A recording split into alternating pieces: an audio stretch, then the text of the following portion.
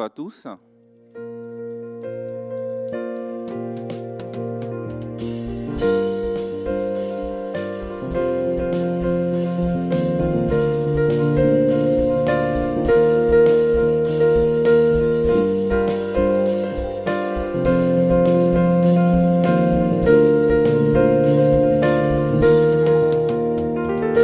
Comme au jour du prophète Élie, qui parlait au nom du Seigneur, et comme au jour de ton serviteur Moïse, qui rétablissait la justice. Et malgré ces jours de grandes épreuves, de famine, de guerre, de ténèbres, nous sommes une voix dans le désert, criant, préparez la voie du Seigneur. Voici il vient, au son de la trompette, chevauchant les nuées, brillant comme le soleil, élève la voix. C'est l'année du jubilé, et du mont Sion vient le salut.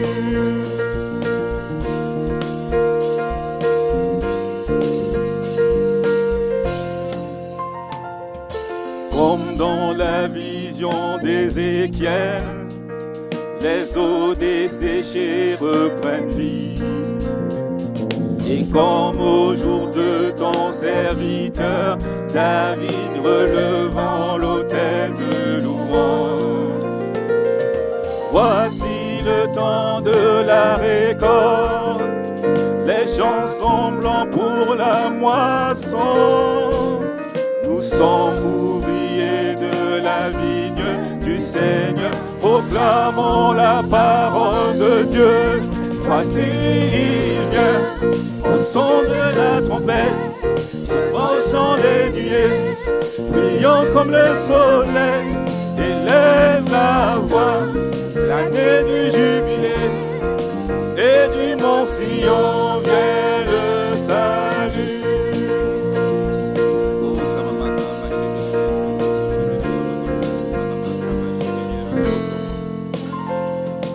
Comme au jour du prophète Élie, qui parlait au nom du Seigneur, et comme au jour de ton serviteur Moïse, qui rétablissait la justice.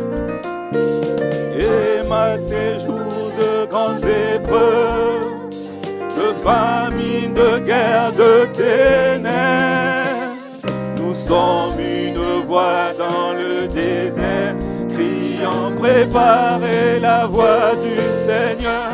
Voici il vient, au son de la trompette, chevauchant les nuées, brillant comme le soleil, élève ta voix. C'est l'année du jubilé, et du mont Sion vient le salut. Voici il vient, au son de la trompette, chevauchant les nuées, brillant comme le soleil, élève ta voix. C'est l'année du jubilé, et du mont Sion vient le salut. Voici il vient, au son de la trompette, chevauchant les nuées, brillant comme le soleil, élève ta voix. C'est l'année du jubilé, et du mont Sion vient le salut. Celui qui était et qui vient, celui qui était et qui vient, celui qui était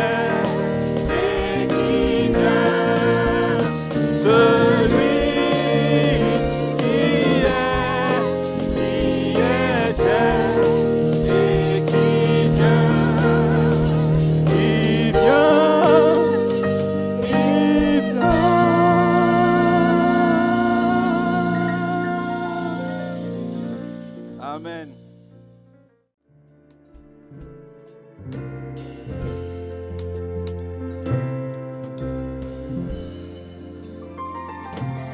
Tu peux naître de nouveau, tu peux tout recommencer, balayer ta vie passée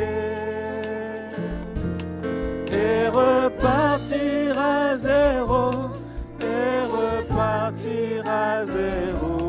avec Jésus pour berger. Et repartir à zéro, avec Jésus pour berger. Tu peux boire de cette eau, source de la pureté, source de la vérité.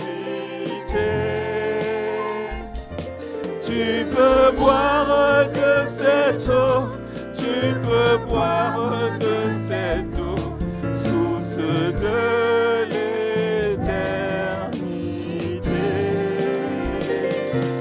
Tu peux boire de cette eau, tu peux boire de cette eau, source de l'éternité. Tu peux être pardonné pour tous tes péchés passés, car Jésus a tout payé.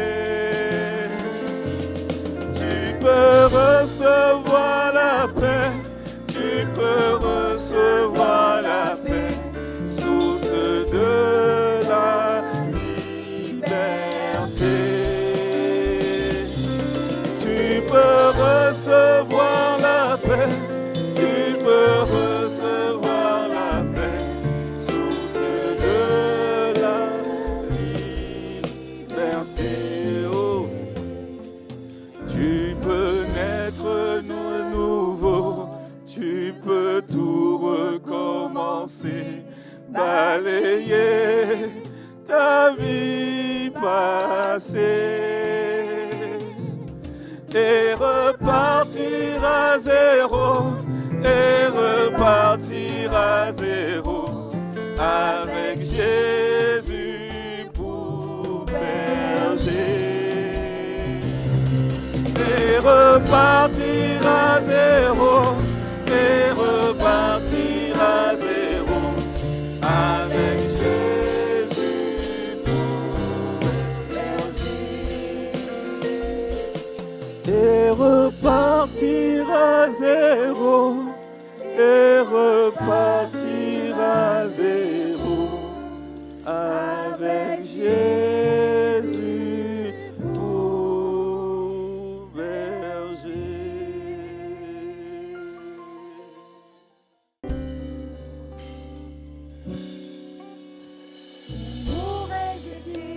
Où aurais-je été dans ce monde sans ta grâce? Ce n'était ta grâce. Abandonné,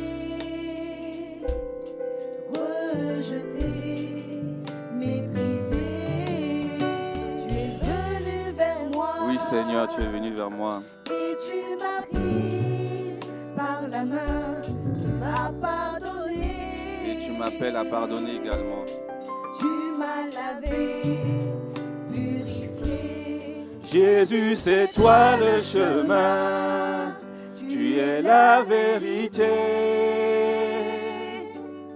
Jésus, c'est toi qui guéris, c'est toi qui nous donne la paix. Jésus, je veux t'adorer, toi qui m'as délivré. Nul n'est comme toi, Seigneur, je veux te suivre. Jésus, ta parole est puissante, elle ouvre mes yeux et elle me change jour après jour. Seigneur, tu m'as dit que ce ne serait pas facile de refaire tout pour te ressembler de plus en plus. J'ai toi le chemin, tu es la vérité. Jésus, c'est toi qui guéris, c'est toi qui nous donne la paix. Jésus, je veux t'adorer, toi qui m'as délivré. Nul n'est comme toi, Seigneur, je veux te suivre.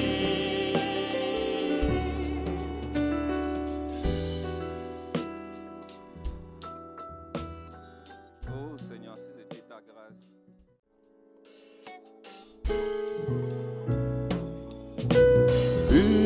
Purifie mon cœur, rends-moi aussi pur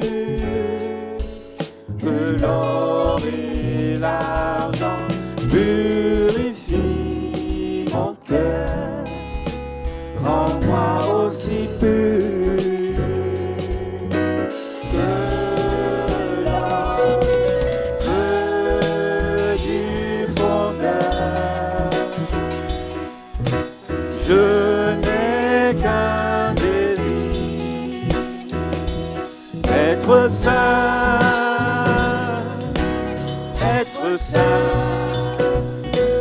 mis à part pour toi, Seigneur. Oui, j'ai choisi d'être saint, mis à part pour toi, mon seul maître, et prêt à t'obéir. Purifie mon cœur, rends-moi aussi pur que l'or et l'argent. Purifie mon cœur, rends-moi aussi pur que l'or, feu du fondeur. Je n'ai qu'un désir, être saint, mis à part pour toi, Seigneur. Oui, j'ai choisi d'être saint, mis à part pour toi, mon seul maître, et prêt à t'obéir.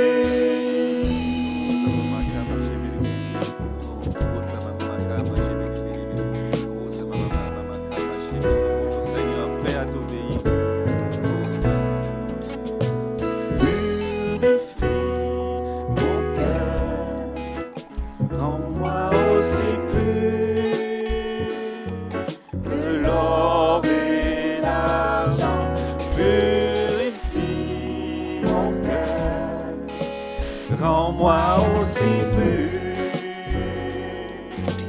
que l'or, feu du fondeur. Je n'ai qu'un désir, être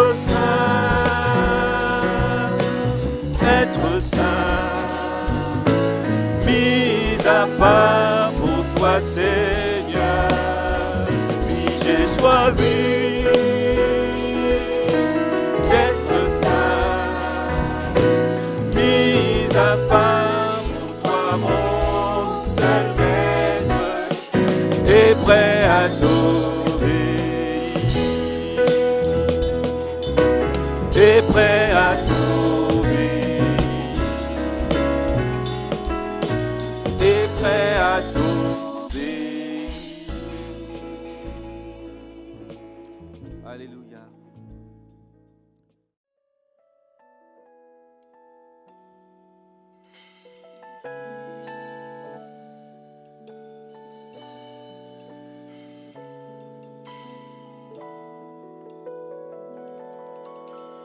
Digne est l'agneau,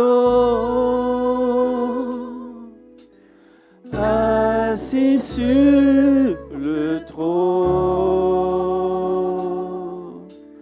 couronné de mille couronnes, tu es victorieux.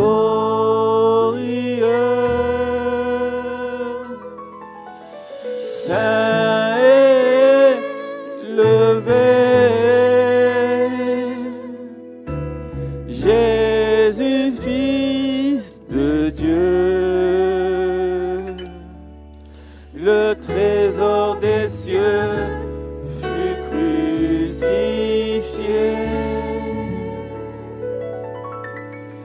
Digne est l'agneau,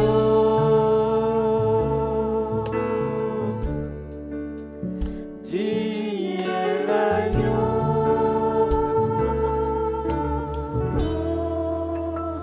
Merci pour la croix, Seigneur.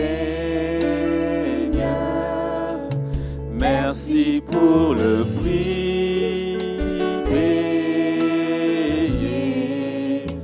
Tu portes à tous mes péchés. Tu es venu m'étonner par ta grâce.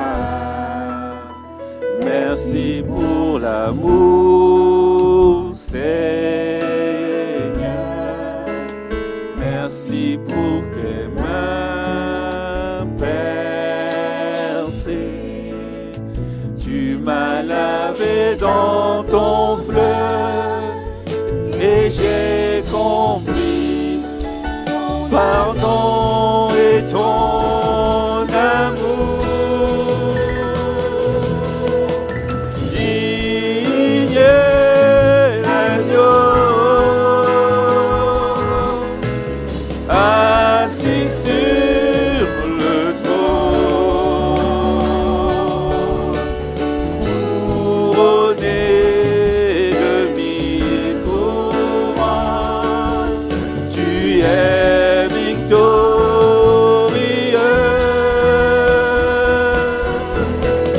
Saint est levé,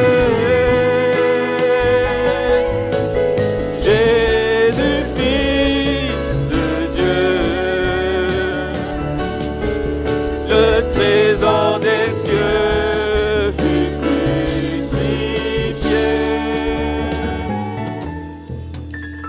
Digne est l'agneau,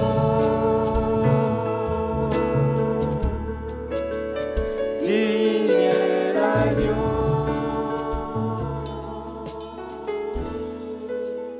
digne est l'agneau.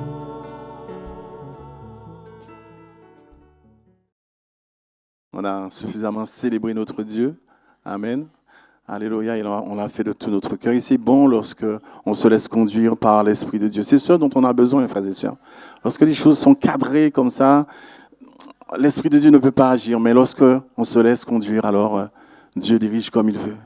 Et il remplit nos cœurs, il remplit nos vies et nous repartons comblés, réconfortés. Alléluia. C'est ça. Béni soit ton Saint-Nom. On peut prier ensemble, frères et sœurs. Alléluia, Éternel, notre Dieu, nous voulons vraiment te rendre grâce. Alléluia, qu'il est bon de te célébrer, qu'il est bon de se tenir devant toi, qu'il est bon de t'adorer. Merci encore, Seigneur, pour ces moments passés dans ta présence. C'est ce que nous voulons. L'action de ton esprit au milieu de nous. Rien d'autre, Seigneur. Alléluia. Afin que toi seul sois glorifié. Alléluia. Parce que c'est autour de ta personne que nous nous sommes réunis ce matin. Alors nous voulons que ton nom soit célébré. Nous voulons que ton nom soit adoré. Nous voulons que ton nom soit exalté. Alléluia. À la gloire de Dieu notre Père. Et nous te disons, Seigneur, merci pour tout ce que tu as fait. Merci pour tout ce que tu feras. Béni soit notre Dieu. Alléluia. Amen. Merci notre Dieu. Alléluia. Merci Seigneur dans ce grand projet d'amour que tu as fait pour nous, par amour bien sûr. Et tout à l'heure quand on chantait, je disais Seigneur, c'est vrai, les paroles sont touchantes et Dieu est merveilleux, mais tout est accompli. Dans le tout est accompli. Il y a tout pour toi mon frère, ma soeur. Dans le tout est accompli, la boucle est bouclée. Et là, Jésus a bouclé tout. Vous savez pourquoi? C'est afin de ne laisser aucun accès au diable. Ça veut dire que ce matin, si tu prends conscience que tu vis en Christ, le diable n'a aucun pouvoir sur toi. Parce que la boucle est bloquée. Jésus a tout accompli parfaitement. Béni soit notre Dieu. Alléluia. C'est lui que nous voulons suivre. C'est lui notre modèle. Nous avons d'autres modèles dans la Bible. Les disciples, les prophètes dans l'Ancien Testament. Mais notre modèle par excellence, c'est Jésus. Jésus, notre roi. Alléluia. Lui, il a servi avec joie. Vous savez qu'il a servi avec joie? La Bible nous dit qu'il a servi son Père avec joie. Pourtant, n'a-t-il pas connu des épreuves? N'a-t-il pas connu des difficultés? N'est-il pas face à des murs parfois? Des murs de raisonnement, des forteresses de raisonnement? Notre Seigneur, il est allé jusqu'au bout. Alors ce matin, on l'a chanté. Mais je voudrais personnellement t'encourager. Va plus loin. Va plus loin, mon frère. Va plus loin, ma soeur. Ne t'arrête pas. Quel que soit le problème, la difficulté qui se présente devant toi, ne t'arrête pas. Alléluia. Moi, j'ai gardé les commandements de mon Père et je demeure dans son amour. Je vous ai dit cela afin que ma joie soit en vous et que votre joie soit parfaite. Alléluia. On avait deux sources de joie de notre Seigneur. La joie d'obéir à Dieu, à ses commandements, et la joie de la communion avec Dieu. Ce matin, c'est à notre disposition, n'est-ce pas? Obéir à notre Dieu, puisque nous sommes ses enfants. Cela ne doit pas être difficile, nous sommes d'accord. Cela ne doit pas être compliqué, parce qu'on aime. Lorsqu'on aime, on fait la volonté. Lorsqu'on aime, on obéit. Alléluia, il avait la joie d'obéir son Père, parce que son but était d'accomplir la volonté de Dieu. Alors c'était une joie pour lui. Et il était venu pour une mission bien particulière. Et il est allé jusqu'au bout, n'est-ce pas? Jusqu'au bout. Rien ne l'a arrêté. Et il nous parle aussi de cette deuxième source de joie. La communion d'amour avec son Père. Frères et sœurs, si nous voulons que cet amour de Dieu remplisse nos cœurs, développons cette communion d'amour. C'est cette communion d'amour qui nous donnera de la force, qui nous remplira de sa joie. Néhémie a dit que la joie de l'Éternel est ma force. Mais c'est vrai, la joie de Dieu est ma force. Mon frère, ma soeur, si tu n'es pas rempli de la joie de Dieu ce matin et chaque jour de ta vie, comment peux-tu faire face aux épreuves? C'est cette joie qui poussait Jésus à aller de l'avant. C'est cette joie qui lui donnait d'obéir, même s'il était face aux pharisiens, toutes ces personnes. Alléluia. Et il y en est de même pour nous. Le serviteur sera comme le maître, n'est-ce pas ce que la Bible nous dit? Donc ça veut dire que nous serons face aux mêmes oppositions. Nous connaîtrons les mêmes oppositions que Jésus. Les rejets, les critiques, toutes ces choses, nous les connaîtrons. Mais si nous ne sommes pas remplis de la joie de notre Dieu, alléluia, pris devant le trône, devant sa face, comment? Nous marcherons la tête basse? Non, mon frère, ma soeur, relève la tête ce matin. Relève la tête ce matin. Alléluia, et que la joie de l'Éternel soit profondément en toi. Et tu marcheras. Et tu continueras. Tu ne baisseras pas la tête. Tu avanceras. Alléluia. Et c'est ce que Dieu veut nous dire ce matin. Alléluia. Toute obéissance qui n'a pas l'amour pour motif est pénible. Mais lorsque l'obéissance, il y a l'amour dedans, alors rien ne nous est impossible. Dans Hébreux 12:2, la Bible nous dit, en vue de la joie qui lui était réservée, il a souffert la croix. En vue de la joie qui lui était réservée, il a souffert la croix. Hébreux 12:2. La joie de l'obéissance. Il n'y avait aucune contrainte dans l'obéissance de Jésus. Bien au contraire, il disait, ma nourriture est de faire la volonté de celui qui m'a envoyé et d'accomplir son œuvre. Voilà la nourriture. Voilà, c'était sa nourriture. Il avait ça en tête. Accomplir le plan de Dieu. Frères et sœurs, Dieu, à chacun de nous, a confié une mission particulière. À chacun de nous, ce matin, Dieu a une œuvre merveilleuse. La Bible nous dit que Dieu a préparé des plans merveilleux pour chacun de nous, pour que nous puissions les accomplir. Moi, j'ai une mission à accomplir. Tu as une mission à accomplir. Toi, mon frère, tu as une mission à accomplir. Toi, ma soeur, tu as une mission à accomplir. Comment accomplis-tu la mission de Dieu? Alléluia. Est-ce que tu as ce désir véritablement d'accomplir la mission de Dieu, quoi qu'il en soit? Ce matin, que nous puissions comprendre que nous ne devons pas fonctionner de façon isolée. Non. Dans le peuple de Dieu, au milieu du peuple de Dieu, chacun de nous avons quelque chose à accomplir pour la gloire de Dieu. Alléluia. Pour Jésus sur cette terre, être obéissant, c'était non seulement agir selon la volonté de son Père, qui était aussi la sienne, mais c'est aussi l'accomplir avec joie. Et c'est ce que Dieu attend de nous. Que nous puissions accomplir sa volonté avec joie. Que ce ne soit pas une contrainte pour nous de dire « Ah oui, j'ai ça à faire, j'ai ceci à faire. Ah, c'est compliqué, je suis fatigué. » Oui, mais Jésus était fatigué, frères et sœurs. On parle du ministère de Jésus. Mais vous savez, il a connu les mêmes choses que nous. Il a connu la fatigue, la faim, la soif, tout. Alléluia. Mais il avait un ministère béni. Parce qu'il savait que même s'il était fatigué, il devait se tenir devant le Père, il devait accomplir la mission. Et nous, lorsque nous sommes fatigués, nous disons, ah oui, bon, ben, soit on va prier tout à l'heure, on va prier ou bien demain. Vous savez, j'ai connu des grandes bénédictions après de grandes fatigues. Je voulais témoigner, je crois vous l'avoir témoigné. J'ai connu, Dieu m'a parlé après de grandes fatigues. J'ai vécu des choses extraordinaires après de grands moments de solitude ou bien des grands moments d'épreuve. Mon frère, ma soeur, ce matin, Dieu nous aime tous de la même manière. Dieu nous aime tous de la même manière. Ne baisse pas les bras. Lorsque la difficulté est là, ne baisse pas les bras. C'est justement à ce moment que Dieu veut te parler. Justement, c'est à ce moment que Dieu veut te donner une parole qui te permettra de continuer. Alléluia. Il a accepté toutes ses souffrances parce qu'il discernait la joie qui serait la sienne et celle de son Père devant ce grand résultat. Devant ce grand projet d'amour. C'est quoi ce projet d'amour? C'était que nous soyons réconciliés avec le Père. Alléluia. Et pour qu'il puisse aussi vivre au milieu de nous. Mais c'est un grand projet d'amour, frères et sœurs. Alléluia. Lorsqu'on prend conscience de ce grand projet d'amour, alors on garde les yeux fixés sur Jésus. On dit non, Seigneur, tu as tout fait pour moi. Je garde les yeux fixés sur Jésus. Et ce matin, je veux te dire, quelle que soit la situation dans laquelle tu es, garde les yeux fixés sur Jésus. Alléluia. Garde les yeux fixés sur Jésus. Parce que lui, il est passé par tout ce que nous pouvons vivre ici-bas. Il a connu.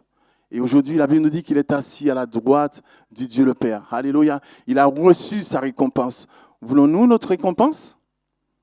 Voulons-nous notre récompense, frères et sœurs? Alors, qu'est-ce que nous avons à faire? Allons-y. Continuons. Alléluia, ne nous arrêtons pas. Alléluia. Il a reçu cette récompense et cette récompense était le signe qu'il a remporté la victoire sur le mal et que désormais tout ce que le Père avait prévu d'avance pouvait s'accomplir. Lorsque je préparais ça, je disais, Seigneur, mais tu avais préparé quelque chose d'avance, un plan merveilleux, mais il fallait que quelqu'un ouvre la voie. Il fallait que quelqu'un paye le prix pour cela. Il a payé le prix. Dans ce projet d'amour, il y a plein de choses, frères et sœurs. C'est pour cela que nous devons demeurer en Christ. Alléluia. C'est pour cela que nous devons demeurer dans sa grâce. Et tant que nous allons demeurer dans sa grâce, tant que nous resterons attachés à lui, alors nous avancerons. Alléluia. C'est quand nous commencerons à regarder à nous-mêmes et aux circonstances, alors là, nous serons arrêtés. Mais si nous regardons à Jésus, alors non. Nous ne nous arrêterons jamais. Alléluia. Et grâce à cette obéissance, il a pu se présenter comme une victime expiatoire qui a permis à Dieu, dans sa grâce, alléluia, de nous faire grâce. Si Jésus n'était pas allé jusqu'au bout, où serions-nous? Alléluia. Grâce à ce qu'il a fait, alléluia, alors nous sommes pardonnés. Grâce à ce qu'il a fait, grâce à son courage, sa détermination, nous sommes pardonnés. Alléluia. Nous comprenons, frères et sœurs, que l'exemple du Seigneur, que le secret d'une obéissance qui plaît à Dieu, c'est la joie d'accomplir la volonté de Dieu. La joie d'accomplir la volonté de Dieu. Et c'est cette joie qui doit nous animer tous les jours. Tous les jours. Même si les circonstances sont contre nous, mais nous devons garder les yeux fixés sur Jésus. Alléluia. Dans Hébreux 12:2, nous pouvons lire « Courons avec patience la course qui est devant nous. » Courons avec patience, avec persévérance, la course qui est devant nous. Les yeux fixés sur Jésus, qui est le chef de la foi et celui qui la conduit à l'accomplissement. Mon frère, ma soeur, cours avec persévérance. Cours avec persévérance. La course est difficile parfois. Elle est épuisante. Mais cours, je suis celui qui te renouvelle, te dit ton Dieu ce matin. Je suis celui qui te fortifie, te dit ton Dieu ce matin. Ne t'arrête pas, alléluia. Mais ne cours pas n'importe comment. Ne cours pas en ayant les yeux à gauche et à droite. Ne cours pas en regardant à gauche et à droite. Non, bien au contraire.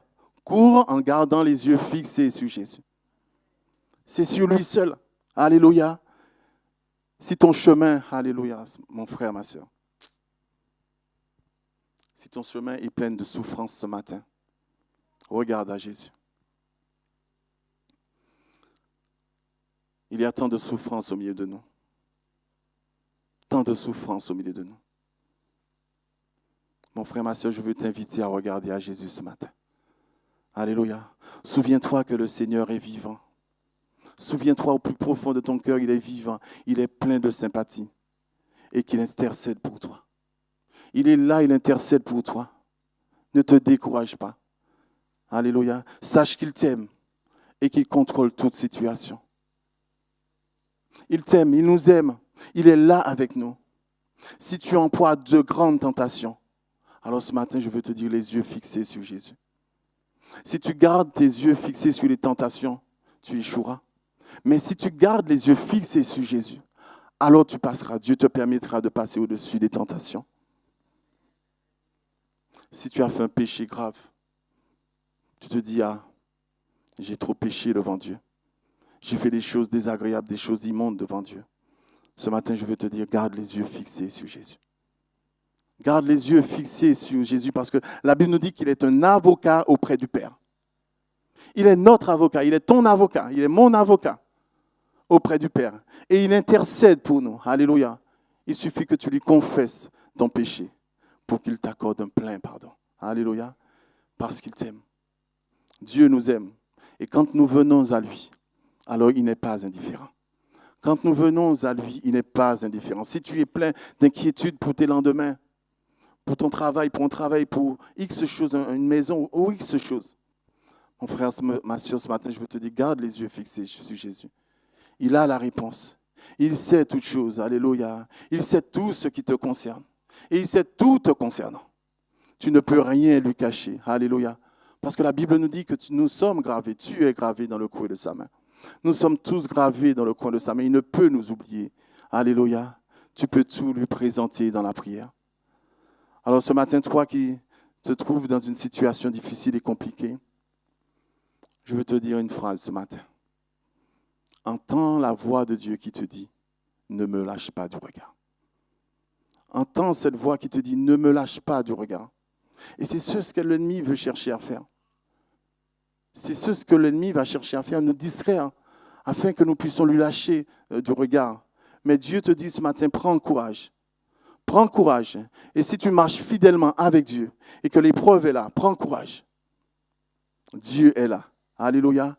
Il est là avec toi parce qu'il est celui qui fait concourir toutes choses pour ton bien, pour notre bien, pour mon bien. Gloire à Dieu. Alléluia. Nous devons garder la foi en notre Seigneur qui connaît toutes choses. Gardons la foi, gardons les yeux fixés sur Jésus. Les temps deviennent de plus en plus difficiles, frères et sœurs. Gardons les yeux fixés sur Jésus. Il est celui qui nous montrera le chemin. Alléluia. Il ne peut nous abandonner tant que nous aurons les yeux fixés sur lui. Il nous conduira toujours à bon port. Et nous nous en sortirons toujours. Nous nous en sortirons toujours. À la différence de celui qui n'a pas Jésus, il plongera. Mais nous, avec Jésus, nous serons toujours relevés parce qu'il est en haut. Gloire à Dieu. La Bible nous parle d'un homme que Dieu n'a pas abandonné. Que Dieu n'a pas abandonné après que sa foi ait failli. La Bible nous parle d'Abraham dans Genèse 12, l'histoire d'Abraham. Après avoir enseveli son père à Charan, puisque son père est parti en Chaldée, il s'est arrêté à Charan, alors que normalement le message c'est qu'il aille à Canaan. Donc on ne sait pas pourquoi il s'est arrêté à Charan. Mais il s'est arrêté à Charan. Donc là, il a vécu sa vie et il a grandi, il a vieilli et il est mort à Charan. Mais le message de Dieu, le plan de Dieu devait se réaliser. Il fallait qu'il aille de Ur en Chaldée jusqu'à Canaan. Il n'y est pas allé. Le plan de Dieu devait se réaliser par Abraham. Alors Abraham a reçu le message de partir.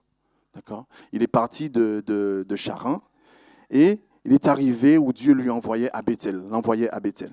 Il a traversé tout le pays malgré la présence des Cananéens. Et là, il bâtit un autel qui était la preuve d'une confiance en Dieu, la preuve oui, il dépendait de Dieu, d'une confiance en Dieu, d'une intimité avec Dieu. Alléluia. Et à Moreh, là, il est arrivé pour la première fois, il a bâti un autel. Et Dieu lui a donné la promesse de la descendance, de la possession et de la descendance. Dès son arrivée à Bethel, là où il devait être arrivé, il dressa un second autel. Et là, il invoqua le nom de l'Éternel. Chaque endroit où il est arrivé, il a dressé un autel et il a invoqué le nom de l'Éternel parce que son plan était conduit par Dieu et il avait confiance en Dieu. Mais la Bible nous dit qu'il survint une famine. Dans ce voyage, il y a eu un moment où la famine a sévi.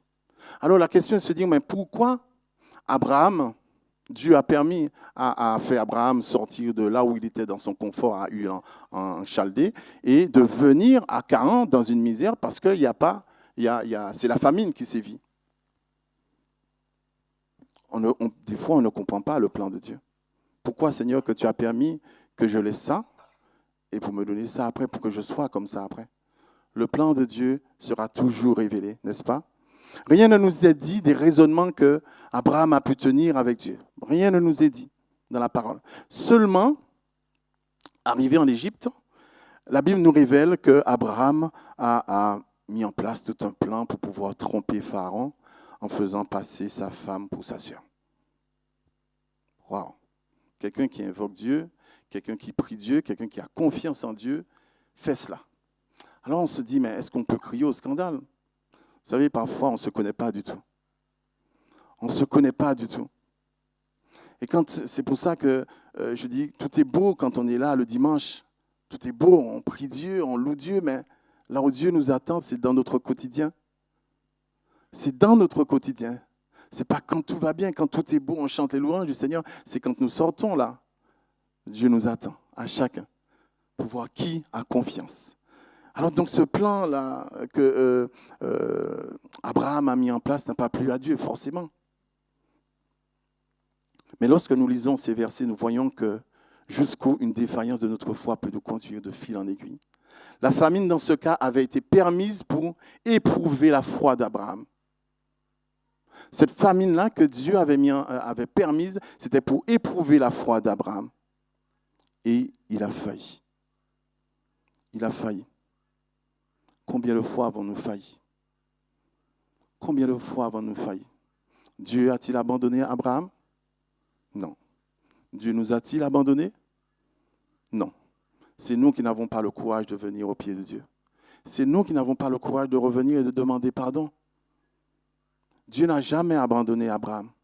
Ça, c'était la deuxième épreuve, parce que la première épreuve, il a obéi, il est allé. Lorsque Dieu lui a dit, quitte ton pays, quitte ta région, quitte ta patrie et ta maison de ton père, et va dans le pays que je te montrerai. Ça, c'était la première épreuve.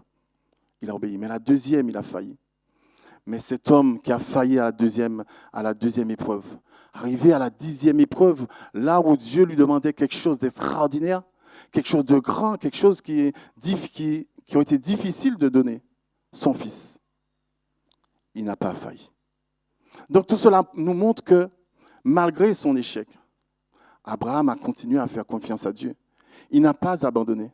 Il a continué à marcher. Il a continué à faire confiance à son Dieu. Et Dieu qui l'a relevé, puisqu'il a continué avec Dieu, Dieu l'a relevé, jusqu'à ce qu'il arrive à ce point d'une foi extraordinaire, au point de donner celui qu'il avait de plus cher. La Bible nous dit que la brebis égarée, je la ramènerai. La brebis égarée, je la ramènerai. Parce qu'il nous aime. Alléluia. Alors, qu'est-ce qui s'est passé? Dieu est arrivé en Égypte, Dieu a utilisé Pharaon pour renvoyer Abraham. Et la Bible nous dit dans Genèse 13, 3 à 4, il dirigeait ses marches du midi jusqu'au Bethel, jusqu'au lieu où était sa tente au commencement, entre Bethel et Haï, au lieu où était l'autel qu'il avait fait précédemment. Et là, Abraham invoqua le nom de l'Éternel. Alléluia. Il est revenu au pied de Dieu. Alléluia. Et Dieu a relevé son serviteur. Dieu ne l'a pas abandonné. Alléluia. Dans la 10e épreuve, comme je vous ai dit, il dit, prends ton fils, ton unique, celui que tu aimes, Yitzhak, va au pays de Morija et là, offre-le un holocauste sur la montagne que je te dirai. Prends ton fils. Maintenant, je vais te demander quelque chose encore de plus grand. Frère, si nous avons du mal à passer une première épreuve, les autres qui sont derrière, nous aurons aussi du mal. Et tant que nous n'avons pas passé la première, nous ne pourrons pas avancer vers les autres. Parce que plus nous avançons avec Dieu, plus nous vivons de nouvelles épreuves. Plus nous vivons, et nous allons voir tout à l'heure le but des épreuves, plus nous allons avancer, plus nous allons connaître de nouvelles choses. Parce que le but de Dieu, c'est que nous puissions grandir, que nous ne restions pas des enfants, mais bien au contraire, que nous puissions grandir avec notre Dieu. Prends ton fils, ton unique. Alors quand je lisais ça, je disais, mais pourquoi tu lui dis, prends ton fils? J'imaginais un dialogue entre Dieu et Abraham. Prends ton fils. Mais il aurait pu dire, mais Seigneur, j'ai 2 fils. Dieu va encore plus loin, il dit, ton unique. Mais il a pu dire, Seigneur, mais ils sont tous les 2 uniques à leur mère. Ismaël est unique à sa mère et Isaac est unique à sa mère, Sarah. Dieu lui dit, celui que tu aimes. Il a pu lui dire, mais Seigneur, je les aime tous les 2. Dieu lui dit, Yitzhak, l'enfant de la promesse. L'enfant de la promesse, celui qui était plus cher. Et Dieu parfois nous demande des choses encore, des choses qui nous sont très chères, de pouvoir donner. De pouvoir donner. Mais Dieu avait son plan derrière tout cela. Alléluia. Dieu avait son plan derrière tout ça. Les épreuves que nous traversons sont difficiles et de différentes intensités. Mais le plan de Dieu, si Dieu avait dit à Abraham que c'était une épreuve, simplement, pas une épreuve, mais comment je vais dire ça? Si Dieu avait dit à Abraham que c'était simplement un essai, pour voir si ta foi, si tu es prêt à me donner ce que je te demande de plus cher, alors la foi d'Abraham n'aurait pas été éprouvée. Mais non, Dieu a été jusqu'au bout. Dieu a été jusqu'au bout pour voir jusqu'où la foi d'Abraham était. À quel niveau sa foi était. S'il était capable de lui donner ce que Dieu lui avait donné avant, parce qu'il ne faut pas oublier que c'est l'enfant de la promesse. Dieu a fait une promesse. C'est la descendance. Alors si Dieu demande en holocauste en plus, en holocauste ce fils, l'enfant de la promesse, alors mais Seigneur, mais ce que tu as dit, ça n'a plus de sens. Alléluia. Mais Dieu a vu que Abraham était capable de tout, il avait foi en son Dieu. Et la Bible nous dit, alors l'ange de l'Éternel l'appela des cieux et dit, Abraham, Abraham. Et il répondit, me voici. L'ange lui dit, n'avance pas ta main sous l'enfant, il ne lui fait rien, car je sais maintenant que tu crains Dieu et que tu n'as pas refusé ton fils unique. Car je sais maintenant. Et c'est ce que Dieu attend de nous aussi. Maintenant, je sais où tu en es avec moi. Maintenant, je sais que tu es capable de me donner tout. Maintenant, je sais que tu es capable de ne pas retenir ce que tu as de meilleur. Alléluia. Et la Bible nous parle encore d'autres personnes, encore d'autres hommes de foi qui sont tombés dans le découragement. Job a perdu pied dans son découragement. Mais à un certain moment, il a pu dire que mon œil te voit. Alléluia. Élie, le grand prophète, après avoir, devant tout le peuple, remporté une victoire sur les prêtres de Baal, se sentant menacé par la reine Jézabel, il s'est enfui. N'a-t-il pas demandé la mort? Il était en proie au découragement. Si tu es en proie au découragement, mon frère, ma soeur, Dieu est là pour te relever. Ce matin, si tu es découragé par quelle que soit la chose, Dieu est là pour te décourager. Jérémie n'a-t-il pas maudit le jour de sa naissance, pardon? Oui. Pourtant, il était fidèle, il croyait en Dieu, il avait une confiance en Dieu. Mais son âme était abattue à un certain moment et il a maudit le jour de sa naissance. Jérémie 20, 14, 18. Malgré toutes ces choses, tout cela, frères et sœurs, Dieu n'a jamais abandonné quiconque. Il les a tous relevés. Alors ce matin, Dieu veut relever celui qui est abattu. Et tu es abattu ce matin, mon frère? Dieu est là. Et tu es abattu ce matin, ma soeur, par quelle que soit l'épreuve. Dieu est là. Et il veut te dire qu'il y a un homme qui a traversé les pires difficultés sans se décourager, Sa perfection a été mise en valeur par les grandes souffrances. Aucune impureté, aucun péché. Il a tellement été éprouvé qu'il sait parfaitement comment nous venir en aide. Merci Seigneur. On peut compter sur lui. Il s'appelle comment? Il s'appelle Jésus. On peut compter sur lui. Tu peux compter sur lui, mon frère. Tu peux compter sur lui, ma sœur. Car ayant été tenté lui-même dans ce qu'il a souffert, il peut secourir ceux qui sont tentés. Hébreux 2, 18. Il peut te secourir. Tu peux compter sur lui. Il sait comment faire. Alléluia. C'est lui dont la Bible nous invite à considérer comme modèle pour que nous suivions ses traces et que nous ne soyons pas lassés, étant découragés dans notre âme. Tant que tu suivras Jésus, tu ne seras pas, même si le découragement vient, mais il te relèvera toujours. Tant que tu garderas les yeux fixés sur Jésus, lorsque tu traverseras l'épreuve, tu t'en sortiras. Parce qu'il a prévu le moyen d'en sortir. Alléluia. Pour Jésus, les souffrances sont précédées par la gloire. Il ne peut pas en être autrement. Pour nous, le serviteur sera comme le maître. C'est ce que la Bible nous dit. Alléluia. La Bible nous dit que si nous souffrons avec lui, nous régnerons aussi avec lui. Là, le verset continue en disant, cette parole est certaine. Si tu souffres avec Jésus, alors tu régneras aussi avec lui. Dans le royaume de Satan, c'est la gloire d'abord et les souffrances éternelles après. Mais avec Jésus, c'est les souffrances, c'est les épreuves. Mais on passe. Et c'est la gloire éternelle après. Amen. Alléluia. Les souffrances et les épreuves de la vie ne sont pas évidentes.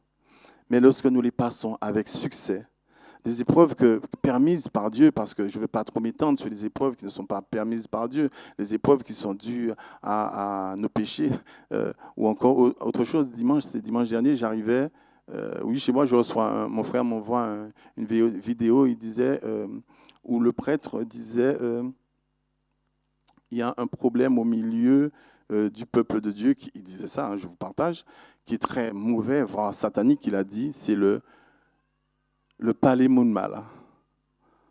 Voilà. Le PML, voilà. Et il disait que, effectivement, parce que quand on critique le frère ou la sœur, quand on lui casse du sucre sur le dos, déjà, ça ne doit pas se trouver au milieu du peuple de Dieu. Que de dégâts après, que des épreuves, que des souffrances derrière. Que des souffrances. Dieu est-il derrière cela? Non. Dieu, c'est lui qui a permis ça? Non.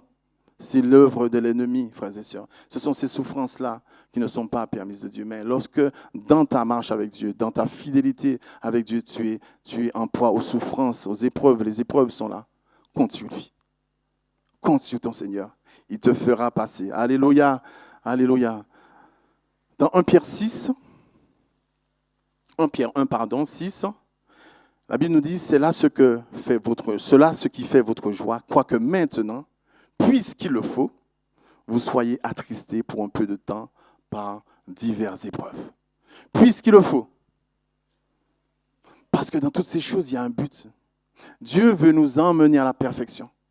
Dieu, le Saint-Esprit, veut nous emmener à la ressemblance de Jésus. C'est pour ça qu'il permet des épreuves. Alors pourquoi Dieu permet que des épreuves nous arrivent? Est-ce que Dieu a un doute sur notre foi? Est-ce que Dieu a-t-il un doute sur notre foi? Non.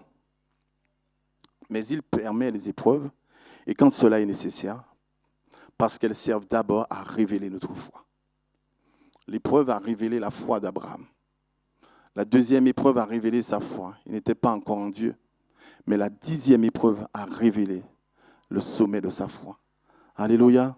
C'est pourquoi lorsque nous passons par le test avec succès, nous avons l'assurance que notre foi est authentique et Dieu se glorifie. Alors nos épreuves comportent de nombreux buts bénéfiques. La première consiste à éprouver la réalité de notre foi. Elle dévoile les dispositions profondes qui sont dans notre cœur. Ce sont des épreuves les épreuves spirituelles, ce sont des épreuves qui sont difficiles. Elles consistent à éprouver la réalité de notre foi. Et nous avons l'exemple des 3 hommes qui ont été jetés dans la fournaise ardente. Ils avaient foi en Dieu. N'avaient-ils pas foi en Dieu? Mais Je ne sais pas ce que j'aurais fait, moi. Mais en tout cas, ce sont des modèles pour nous. Et cette épreuve a révélé comment ces hommes avaient foi en Dieu. Comment ils savaient que Dieu pouvait les garder, les protéger dans cette fournaise. Quelque chose d'incompréhensible. On sait que le feu brûle et dès qu'on tombe dedans, il ravage, on est détruit. Mais la Bible nous dit, non, Dieu les a gardés. Non seulement Dieu les a gardés, il les a visités. Parce qu'il y avait une quatrième personne dans la fosse aux lions. Dans cette fournaise, il y avait une quatrième personne. L'ange de l'Éternel campe autour de ceux qui le craignent. Alléluia.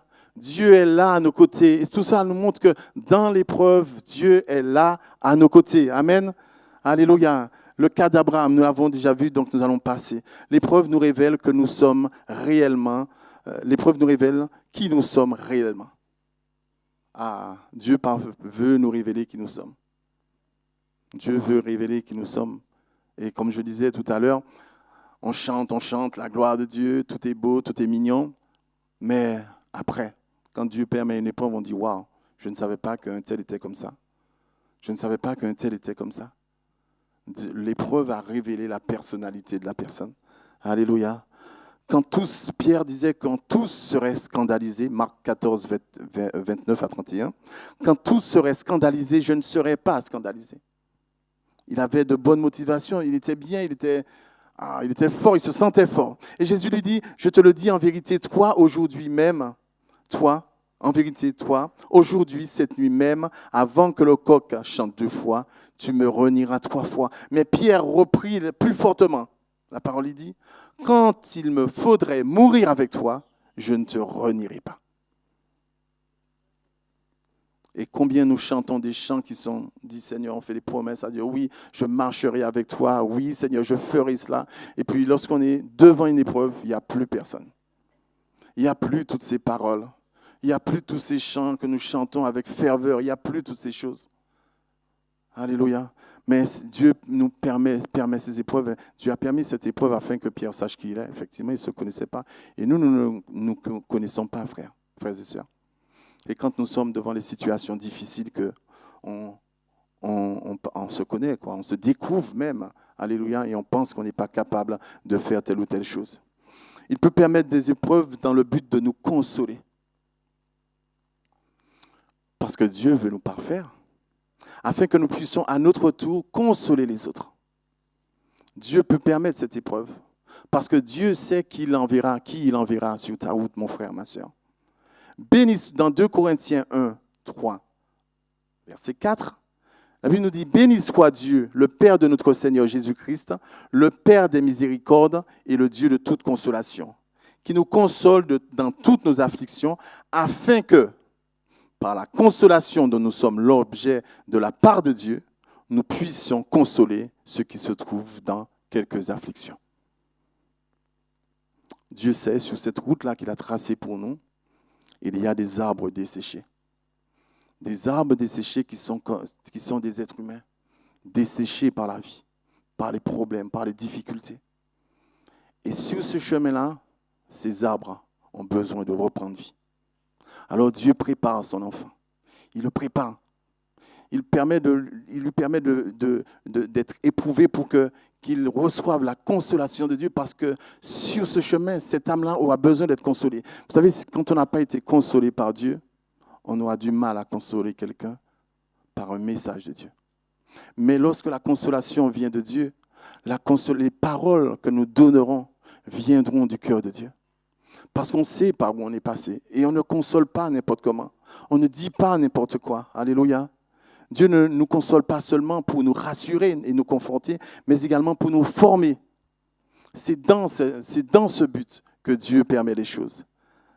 Alléluia. Pour que nous apprenions à être à notre tour des consolateurs, des personnes qui encouragent et qui se tiennent à côté de ceux qui passent par l'affliction.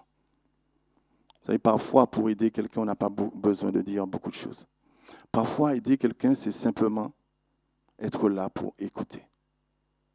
Être là parce que la personne a besoin de parler, elle a besoin de se décharger. Et si nous n'avons pas reçu une consolation de Dieu, nous allons lui bourrer de paroles qui ne viennent pas de Dieu. Nous allons, à notre manière, Mais nous avons besoin, c'est pour cela que Dieu permet cela. Nous avons besoin de passer par là pour apporter à cette personne, ce qui vient du cœur de Dieu. Amen. Alors soyons de ceux qui apportent les mots justes, des mots qui viennent du cœur, et sachons écouter pour consoler. Je lisais une histoire, un malade qui avait visité, pas un malade, un chrétien qui avait visité un malade, et ce chrétien a passé du temps avec le malade à l'hôpital, et à aucun moment il n'a parlé. À aucun moment ce chrétien n'a parlé. Je vous résume, bien sûr, l'histoire est longue. Et à la fin, le malade lui a dit, « Je te remercie beaucoup parce que ça m'a fait beaucoup de bien. » Et le chrétien a dit, « Mais j'ai rien dit. » Le fait d'être là, d'avoir été là, le fait d'avoir une oreille d'écoute, ça l'a libéré. Ça l'a libéré. Et parfois, nous avons besoin d'avoir une oreille d'écoute pour celui qui est fatigué, pour celui qui a besoin, qui est dans l'épreuve. Simplement là, écouter, entendre ce qu'il a à dire. Alléluia. Et sous l'inspiration du Saint-Esprit, puisque Dieu est le maître des consolations, eh bien, on pourra donner une parole. Ne cherchons pas à bourrer le crâne de paroles, mais restons, écoutons la voix de Dieu afin que ce que nous allons dire vienne du cœur de Dieu. Amen.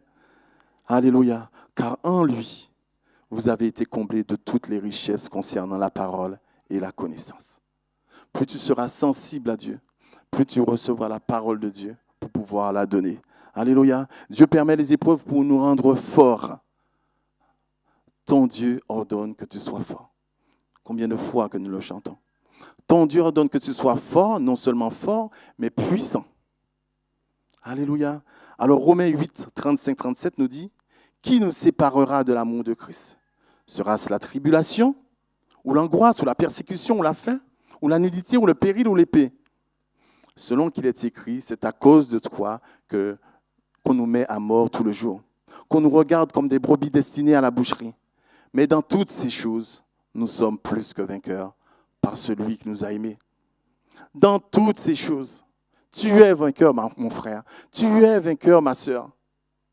Dieu ne ment pas si Dieu nous dit que nous sommes plus que vainqueurs. C'est que nous le sommes. Pas nous le serons, nous le sommes puisque nous vivons en lui.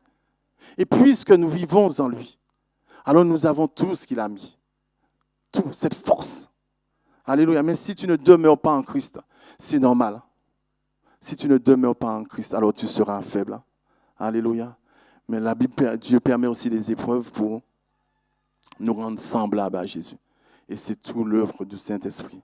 Romains 8, 23 nous dit, « Nous savons du reste que toute chose concourt au bien de ceux qui aiment Dieu, de ceux qui sont appelés au dessein, car ceux qu'il a connus d'avance, il les a prédestinés à être semblables à l'image du Fils de Dieu. » Il ne peut pas en être autrement, frères et sœurs. Cette épreuve-là, il ne peut pas en être autrement. Et nous le disons d'ailleurs, Seigneur, je veux te ressembler. Je veux te ressembler, je veux être comme toi. Ben, Dieu dit, d'accord, ok, on va travailler à cela. Ben, il permet des épreuves. Il permet des épreuves afin que véritablement nous puissions prendre position, dire non, je ne fais pas cela, non, je ne fais pas cela. Et plus nous prenons position pour le royaume de Dieu, ben, plus nous sommes transformés de gloire en gloire. Amen. Et pour la dernière préparation, c'est pour nous préparer à régner avec lui. Pour nous préparer à régner avec lui. 2 Timothée 2, versets 10 à 12 nous dit, « C'est pourquoi je supporte tout à cause de Jésus, à cause des élus, afin qu'eux aussi obtiennent le salut qui est en Jésus-Christ, avec la gloire éternelle. Cette parole est certaine. Si nous sommes morts avec lui, nous vivrons aussi avec lui. Si nous persévérons, nous régnerons aussi avec lui. » Alléluia. C'est pourquoi je supporte tout à cause des élus, afin qu'eux aussi obtiennent le salut. Restons assurés que Dieu ne nous envoie pas des épreuves surhumaines. C'est nous qui pensons que l'épreuve est au-dessus de nos forces. Mais si on garde les yeux fixés sur Dieu, on s'aperçoit non, l'épreuve est supportable. Parce qu'il nous a dit qu'il ne donnera pas d'épreuve au-dessus de nos forces. Aucune tentation ne vous est survenue qui n'ait été humaine. Dieu ne nous donne pas d'épreuves surhumaines. Et Dieu qui est fidèle, puisqu'il est fidèle, ne permettra pas que nous soyons que vous soyez tentés au-delà de vos forces. Mais avec la tentation, avec l'épreuve, il préparera aussi le moyen d'en sortir afin que vous puissiez la supporter. Gloire à Dieu. Il a tout prévu. Il a prévu une formation. Dans cette formation, il y a des épreuves, mais dans cette épreuve, il a prévu la finalité. Alléluia. Il a prévu le moyen d'en sortir. Alléluia. Plus l'épreuve est grande, plus nous pouvons nous attendre à Dieu. Plus l'épreuve est grande, plus tu dois t'attendre à Dieu. Alléluia. Quand les circonstances sont favorables, c'est facile d'être chrétien. Mais quand la proclamation du nom de Jésus entraîne des persécutions, que ce soit dans notre famille ou autre, entraîne des souffrances, des épreuves, alors si nous sommes des sympathisants, frères et sœurs, nous allons lâcher prise. C'est pour ça qu'il y a des chrétiens qui retournent dans le monde. Parce qu'ils n'ont pas les yeux fixés sur Jésus. Parce qu'ils ne sont pas attachés à Jésus. Et ce matin, Dieu veut nous dire, restons attachés à Jésus, n'oublions pas la parole. Ne me lâche pas du regard. Ne me lâche pas du regard. Parce que nous allons vivre les choses sont de plus en plus difficiles. Et nous savons que les choses ne vont pas s'arrêter.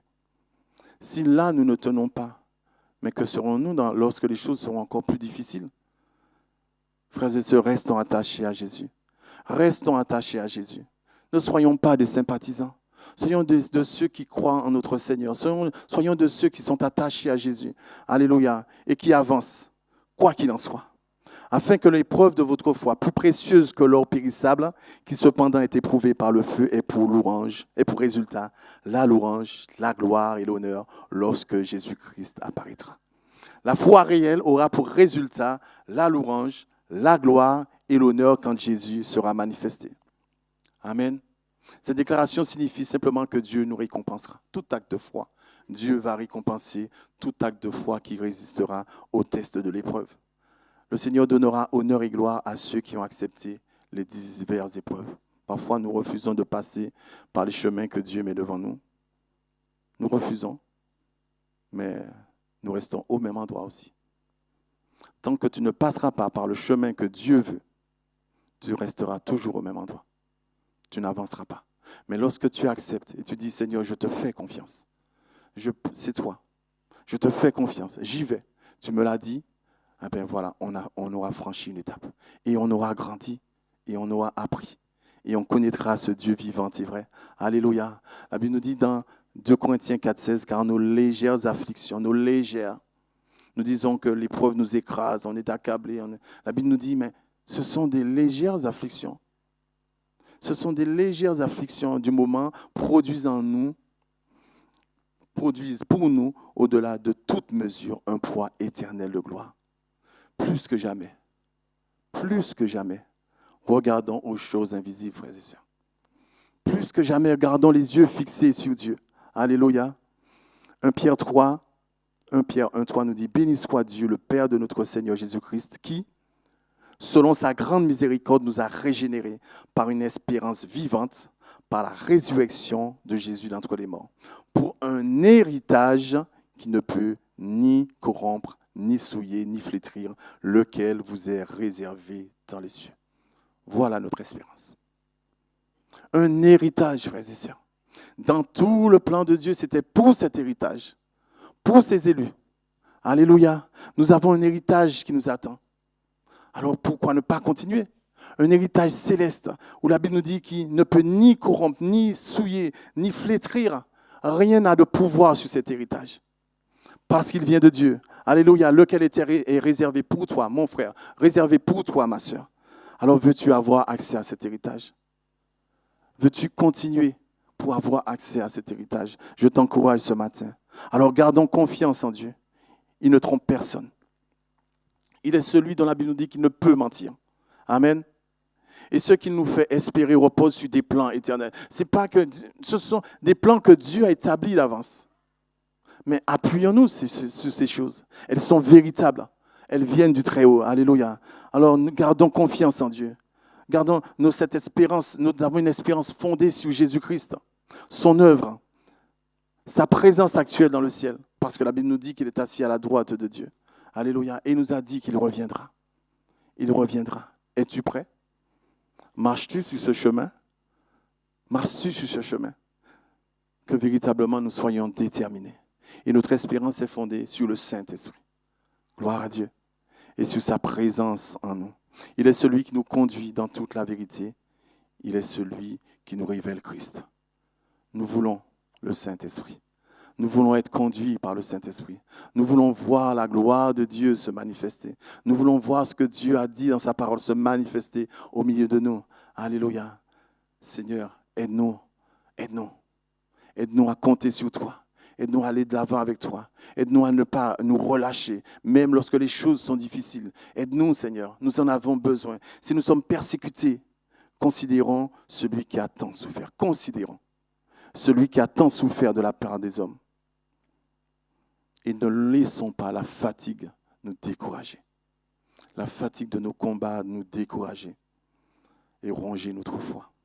Luttons contre ce découragement. Nous en avons la force avec Dieu. Alléluia. En regardant vers celui qui nous donnera bientôt une pleine récompense. Gardons cela en mémoire. Le texte de départ, c'est où Jésus disait, en vue de la joie qui lui était réservée, il a souffert. En vue de cette espérance qui nous attend, frères et sœurs, marchons avec Dieu. Continuons. Nous avons l'espérance d'une vie céleste merveilleuse. Mais continuons, frères et sœurs. Alléluia. Imprégnons-nous de son exemple, de l'exemple de Jésus. Et par son amour pour lui, consacrons-nous davantage dans l'œuvre qu'il nous a confiée. Il nous a tous confié une mission. Si tu n'as pas encore reçu ton appel, mais demande à Dieu. Présente-toi devant Dieu. Dieu a besoin de toi dans son œuvre. Dieu a besoin de toi. Tu fais partie de la maison de Dieu. Et puisque tu fais partie de la maison de Dieu, tu as ta place dans la maison de Dieu et Dieu t'attend afin d'accomplir la mission qu'il t'a confiée. Amen. Frères et sœurs, quoi qu'il en soit, nous continuerons. Amen. Quoi qu'il en soit, nous avancerons. Amen. Quoi qu'il en soit, nous continuerons, nous marcherons. Amen. Parce que notre Dieu est là avec nous. Parce que nous garderons les yeux fixés sur lui. Amen. Ne promenons pas des regards inquiets. L'ennemi va tout agiter autour de nous. Mais Dieu te dit, garde les yeux fixés sur moi. Quelle que soit dans la situation, dans l'épreuve, garde les yeux fixés sur moi et tu avanceras. Alléluia. Prions ensemble. Notre Dieu, notre Père, nous voulons te rendre grâce et gloire.